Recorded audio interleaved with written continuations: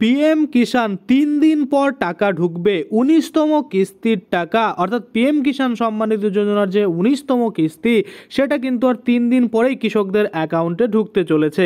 কিন্তু এরই মধ্যে পিএম কিষাণ সম্মানিত যোজনার যে অফিসিয়াল পোর্টাল রয়েছে সেখানে কিন্তু একটা আপডেট আনা হয়েছে এবং সেই আপডেটের জেরে অনেক কৃষক রয়েছে যারা কিন্তু টাকা পাবেন না এবং বহু কৃষক রয়েছে যারা টাকা পাবেন এবং টাকা পাবেন না এমন অনেক কৃষক কিন্তু থাকবেন।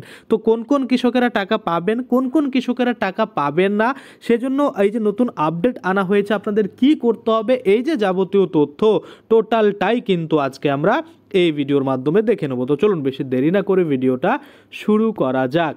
তো দেখুন, প্রথমেই আপনাদের যে কাজটা করতে হবে, পিএম কিষাণ সম্মানিধি যোজনার যে অফিসিয়াল পোর্টাল রয়েছে সেই পোর্টালে কিন্তু আপনাদের আসতে হবে এবং এখানে আসলেই আপনারা দেখতে পাবেন বর্তমানে কিন্তু আপডেট দিয়ে দেওয়া হয়েছে যে এই যে পিএম কিষাণ সম্মানিধি যোজনার 19তম কিস্তি বা পরবর্তী কিস্তি সেটা কিন্তু আগামী 24শে ফেব্রুয়ারি 2025 দেওয়া হবে। দেখুন, এটা কিন্তু এখানে আপডেট করে দেওয়া হয়েছে। এবার আমরা যদি দেখি কোনো কৃষকের স্ট্যাটাস কোথায় আমরা দেখতে পাবো, সেজন্য আমাদের কি করতে হবে, নিচের দিকে দেখুন ফার্মার কর্নার অপশন দিয়েছে, এই ফার্মার কর্নার অপশনে আমাদের ক্লিক করতে হবে। এখানে ক্লিক করে দেওয়ার পরে অর্থাৎ ফার্মার কর্নারের যে নিচে অপশনগুলো রয়েছে এখানে ক্লিক করতে হবে, এই যে নো ইওর স্ট্যাটাস এই জায়গাটাতে। এখানে যখনই আপনারা ক্লিক করবেন তখনই আপনাদের রেজিস্ট্রেশন নাম্বার চাওয়া হবে।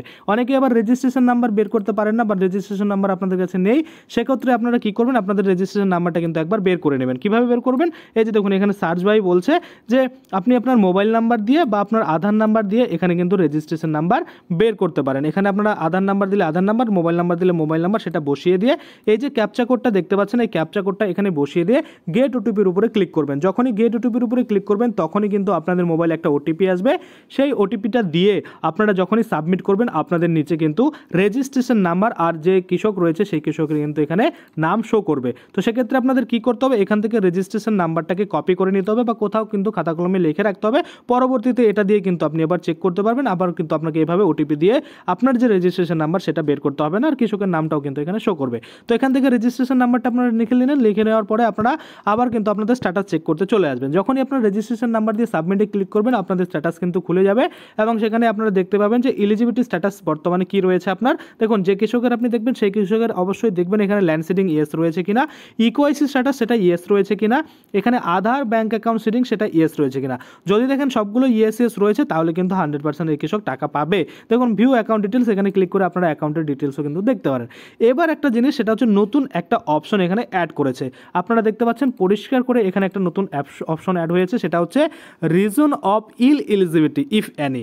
যদি কোনো কারণবশত এখানে রিজন এলিজিবিলিটি করে দেওয়া হয় সেই কারণটা কিন্তু এখানে দেওয়া হবে, সেটাই কিন্তু এখানে বলছে যে ডেট কবে কবে কেন এলিজিবিলিটি করেছে সেটাও দেখাবে, তারপরে রিজন অফ স্টপ পেমেন্ট অর্থাৎ টাকা পাঠানো কেন বন্ধ করেছে সেটাও এখানে দেখবে, ডেট সহ কিন্তু এগুলো শো করবে এবং একদম এক্স্যাক্টলি রিজন কি কেন আপনার টাকা ঢোকানো বন্ধ করেছে সেটা কিন্তু এখানে লিখে দেবে। এই অপশনটা কিন্তু আগে ছিল না, এখন কিন্তু এসেছে। আগে কিন্তু আমরা যদি দেখতাম যে এই লেটেস্ট ইনস্টলমেন্টের ঘরেই কিন্তু এরকম অপশন চলে আসতো, যেটা কিন্তু বর্তমানে রয়েছে।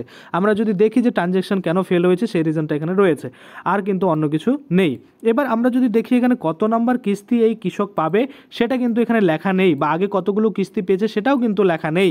এখানে কিন্তু দেখুন স্ট্যাটাসের ঘরে, পেমেন্ট স্ট্যাটাসের ঘরে কিছু লেখা নেই, অর্থাৎ ওয়েটিং ফর অ্যাপ্রুভাল রয়েছে নাকি আরএফটিও সাইন্ড হয়েছে নাকি এফটিও জেনারেটেড হয়েছে কিছুই কিন্তু নেই, পেমেন্ট মুড লেখা নেই, তারপরে কোনো কিছুই কিন্তু নেই। অর্থাৎ এই যে ওয়েবসাইট রয়েছে এটা বর্তমানে আপডেটের কাজ চলছে, যখনই আপডেট হয়ে যাবে তখন কিন্তু আবার আপনাদের যে প্রিভিয়াস পেমেন্টগুলো রয়েছে সেগুলো আপনারা দেখতে পাবেন, বা লেটেস্ট পেমেন্টের যে ইনস্টলমেন্টের যে স্ট্যাটাস সেটাও কিন্তু আপনারা দেখতে পারবেন। আশা করি আপনারা বুঝতে পারছেন। তাহলে এবার কথা হচ্ছে কারা টাকা পাবে কারা টাকা পাবে না। দেখুন, এই যে এলিজিবিলিটি স্ট্যাটাস রয়েছে এখানে যদি আপনি দেখেন যে আপনার বা যে কৃষকের আপনি চেক করছেন সেই কৃষকের যদি 3টা জিনিসেই টিকমার থাকে ইয়েস, তাহলে কিন্তু টাকা 100% কিন্তু পাবে।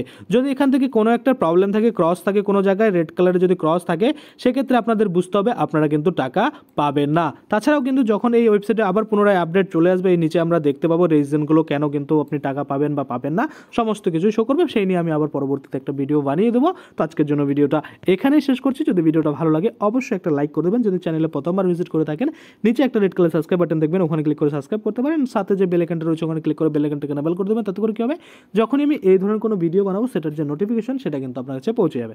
ধন্যবাদ।